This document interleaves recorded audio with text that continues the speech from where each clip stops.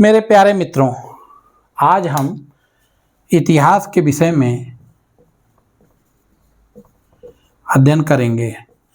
जैसा कि मैंने अपने पहले वीडियो में इतिहास के विषय में कुछ परिचय दिया था और कुछ विद्वानों की परिभाषाएं जो कि इतिहास के विषय में थी बताए थे।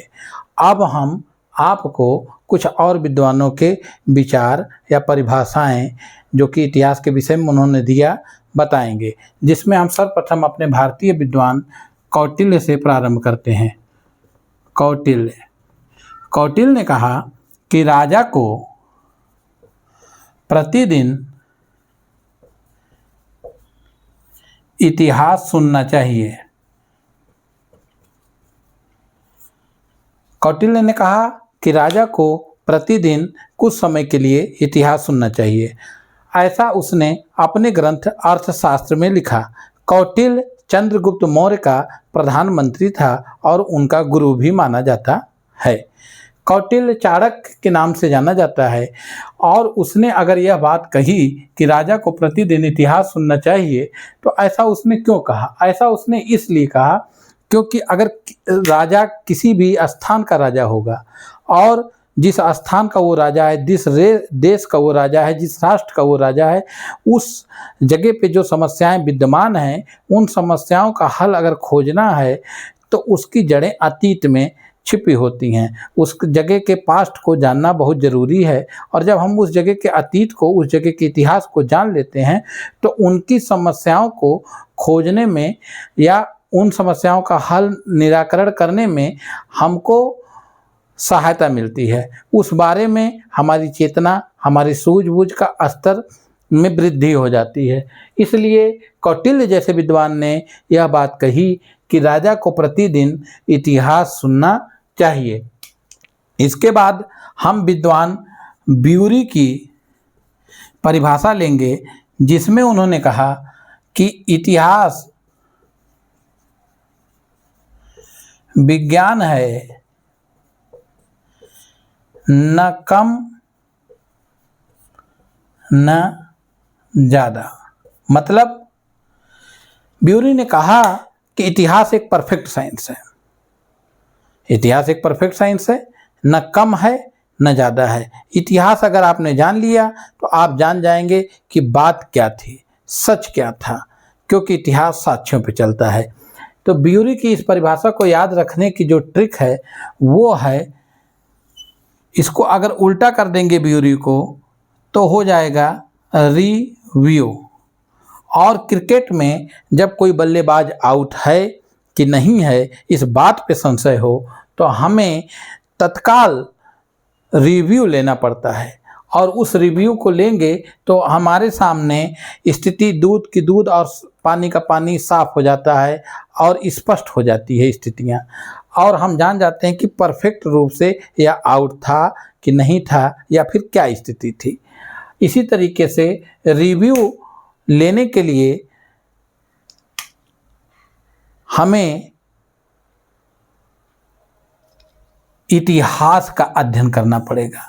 मानव समाज का रिव्यू लेना हो, किसी के जीवन का रिव्यू लेना हो, किसी संस्कृति का रिव्यू लेना हो, किसी सभ्यता का रिव्यू लेना हो, किसी समाज का रिव्यू लेना हो, हमें उसके इतिहास का अध्ययन करना पड़ेगा ताकि हम परफेक्ट स्थिति जान सकें। खैर, ये ट्रिक थी जिसके माध्यम से हम जानेंगे, हमको ये बात याद रहेगी कि ब्यूरी ने क्या बात कही थी। इसके बाद अगले विद्वान हैं कालिंगवुड।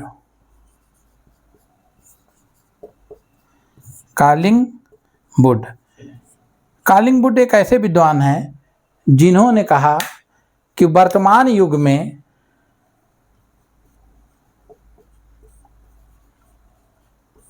में इतिहास का वही महत्व है जो 16वीं से 19वीं शताब्दी में विज्ञान का था। कालिंग वुड ने अगर ऐसी बात कही तो इसको समझाते हुए मैं आपको बताना चाहता हूँ कि वर्तमान युग में इतिहास का वही महत्व है जो 16वीं से 19वीं शताब्दी में विज्ञान का था। मतलब जब 16वीं शताब्दी थी उस समय विज्ञान का उद्भव हुआ और 19वीं शताब्दी तक विज्ञान ने पूरे संसार को प्रभावित किया। इसका एक उदाहरण हम ले सकते हैं। वैसे तो विभिन्न क्षेत्रों में, चाहे चिकित्सा का क्षेत्र रहे हो, चाहे तकनीक का क्षेत्र रहा हो, चाहे शिक्षा का क्षेत्र रहा हो, विभिन्न क्षेत्रों में विज्ञान ने प्रभावित किया। लेकिन एक उदाहरण हम बता रहे हैं, जैसे कि एक जेम्स वाट ने भाप के शक्ति को पहचाना, जिससे आगे चल करके भाप के इंजन का आविष्कार हुआ, जिससे आगे चल करके ट्रेनें बनी, रेलगाड़ी बनी, जो कि विभिन्न स्थानों को एक दूसरे से जोड़ती थी, जिससे उस तत्काल समय में उपनिवेशों में भी एक स्थान से दूसरे स्थान को जोड़ा गया, जिससे दोनों बातें हुई। एक ओर तो शोषण हुआ, वहाँ के संसाधनों का उपयोग जो उपनिवेश बनाने वाले शासनकर्ता थे उन्होंने किया। दूसरी ओर वहाँ के जनता जब आपस में कम्युनिकेट की या आपस में संवाद की तो उसके मन में देश स्थिति परिस्थिति का ज्ञान हुआ और जिससे कि क्रांति की स्थितियाँ बनी और जिसका परिणाम अंततः आज़ादी था, जिससे आज़ादी मिली। तो हम जान रहे हैं कि कालिंग वुड ने जो बात कही वह बात अक्षरशः सत्य है, क्योंकि इतिहास जो है वह स्थिति अब रखता है जो 16वीं से 19वीं शताब्दी में विज्ञान का था। अब विज्ञान का महत्व तो मैंने बता दिया, अब इतिहास क्या वर्तमान में वही स्थिति कैसे रखता है।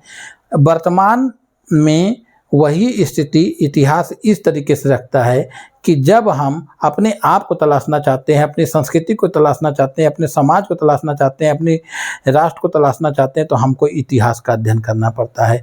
हमको यह जानना पड़ता है कि इतिहास में हम कौन थे, हमारी उत्पत्ति कहाँ से हुई और हमारा भविष्य कैसा होना चाहिए।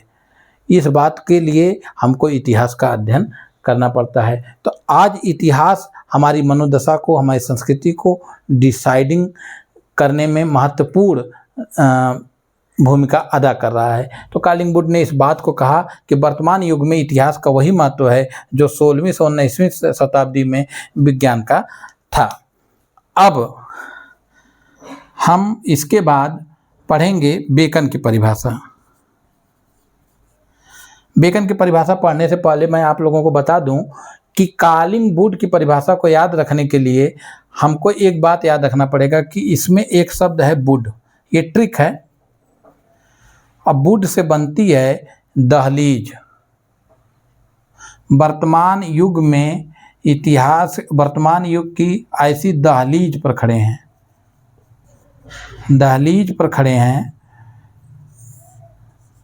जिसमें इतिहास का वही महत्व है जो 16वीं से 19वीं शताब्दी में विज्ञान का था। दहलीज किससे बनती है? वुड, लकड़ी से बनती है चौखट। चौखट को ही कहा जाता है दहलीज। कहते हैं कि हमारी दहलीज के अंदर मत आना, हमारे दहलीज के बाहर मत जाना, चौखट के अंदर मत आना, चौखट के बाहर मत जाना। ये एक ट्रिक है ताकि आपको कालिंग वुड की परिभाषा याद रहे। अब हम बेकन की परिभाषा पे ध्यान देंगे। बेकन ने कहा कि इतिहास मनुष्य को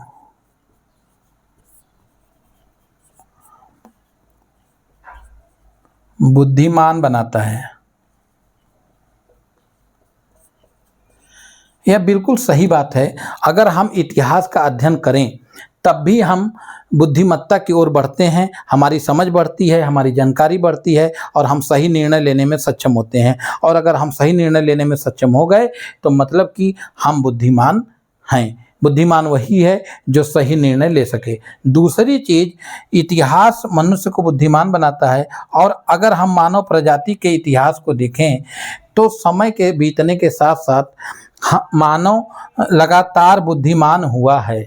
समय बीतने के साथ साथ मानव लगातार बुद्धिमान हुआ है। मानव की बुद्धिमत्ता जो है इतिहास में निरंतर वृद्धि और विकास की ओर अग्रसर हुई है, जिससे पता चलता है कि इतिहास में मानव लगातार बुद्धिमान हुआ है।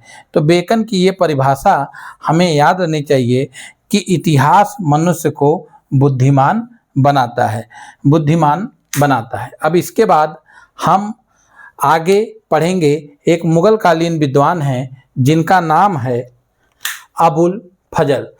अबुल फजल ने अपनी परिभाषा में कहा कि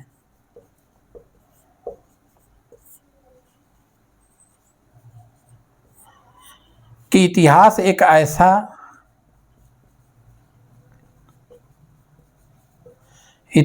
ऐसा चिकित्सालय है जिसमें मानव अपने दुखों और दर्दों की दवा खोजता है। इस बात को समझने के लिए आपको एक छोटी सी कहानी सुनाते हैं कि एक बार एक स्त्री जिसका पुत्र का देहांत हो गया था, रोती हुई एक ऋषि के पास पहुंची। उसने ऋषि से कहा कि मेरा पुत्र का देहांत हो गया है, कृपया इसे जिंदा कर दीजिए। ऋषि ने कहा इसे हम जिंदा कर देंगे, लेकिन ये लो भिक्षा पात्र और एक ऐसे घर से भिक्षा मांग करके लाओ जहां आज तक किसी का देहांत न हुआ हो। और इस प्रोसेस में जब वह गई, महीनों महीनों घूमी, सालों सालों घूमी, उसके बाद वापस आई और उसने कहा महाराज मुझे एक भी घर ऐसा नहीं मिला जिसमें किसी का देहांत न हुआ हो। इसलिए इतिहास में दुखों और दर्दों की दवा है। जब हम इतिहास पढ़ते हैं तो हम जान जाते हैं कि समस्याओं का हल कहाँ पर है, ये समस्याएं उत्पन्न कहाँ से हुई थी, क्या इतिहास में गलती हुई थी जिसको वर्तमान में कैसे सुधारा जाना चाहिए, और उसका हल हम तलाश लेते हैं। इसके साथ साथ दो और तथ्य हैं। मुगल काल का ही एक बादशाह था औरंगजेब। औरंगजेब ने इतिहास लेखन पर प्रतिबंध लगाया था,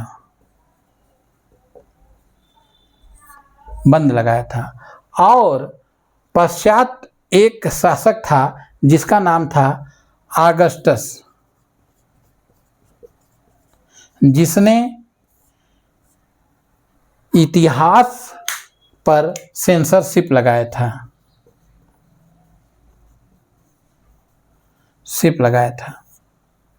तो आज हमने इन बातों को जाना, जिसमें हमने कौटिल्य की परिभाषा को जाना, जिसमें कहा गया कि राजा को प्रतिदिन इतिहास सुनना चाहिए।